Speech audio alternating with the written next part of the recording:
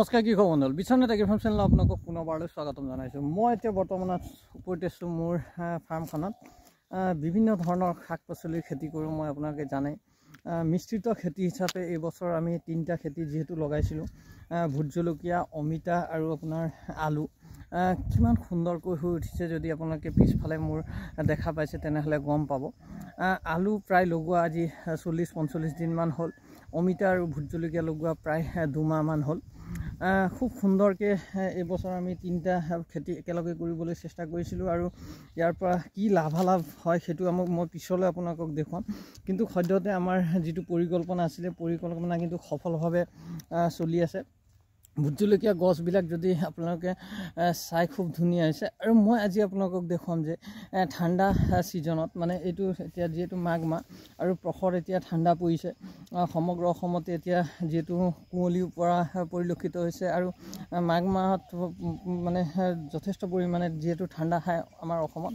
এতিয়া মাঘ মাহৰ পৰা ফাগুন চ'ত মাহলৈকে অলপ ধৰক ক্ৰমান্বয়ে টেম্পাৰেচাৰটো উঠি আহিব, তেতিয়া আপোনাৰ ভোট জলকীয়া গছবিলাক খুব ধুনীয়াকৈ ঠন ধৰি উঠিব।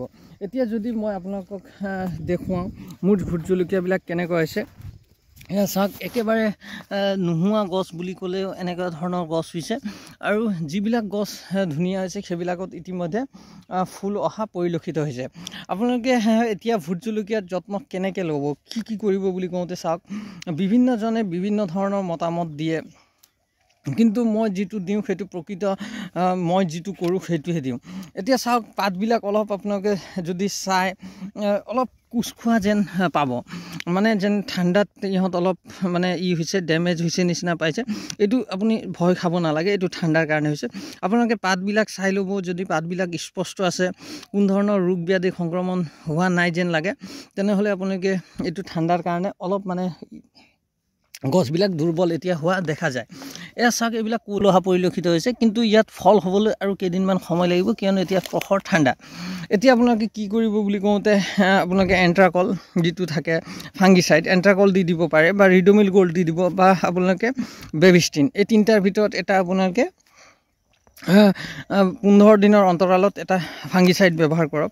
আপোনালোকে যদি ৰোগ ব্যাধিৰ সংক্ৰমণ হোৱা নাই তেন্তে আপুনি এটা ইনচেক্টিচাইড প্ৰয়োগ কৰক, যেনে ৰগৰ, চাইফাৰমেথিন, ইমিডাক্ল'ৰপাইড, এনেকুৱা ধৰণৰ। আৰু ৰোগ যদি হৈছে, ৰোগৰ আপোনালোকে চিমটম চাই পেলাই ব্যৱহাৰ কৰিব।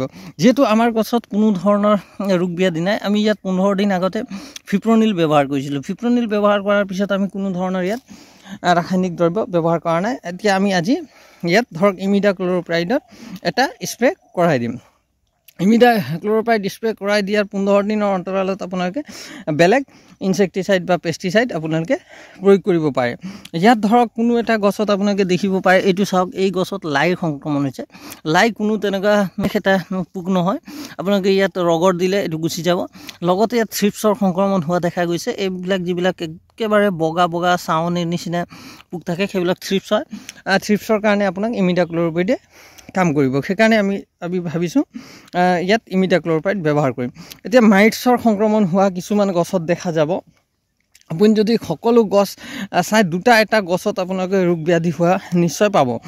যেনে এই গছত থ্ৰিপছৰ সংক্ৰমণ হৈছে। থ্ৰিপছৰ সংক্ৰমণ হ'লে পাতবিলাক নাওৰ আকৃতি লয়। মই আগতে কৈছোঁ, মোৰ ভিডিঅ'বিলাক আগত চালে আপোনালোকে অলপ চলপ হ'লেও ভোট জলকীয়াৰ ওপৰত সবিশেষ জ্ঞান এটা পাব বুলি মই ভাবোঁ।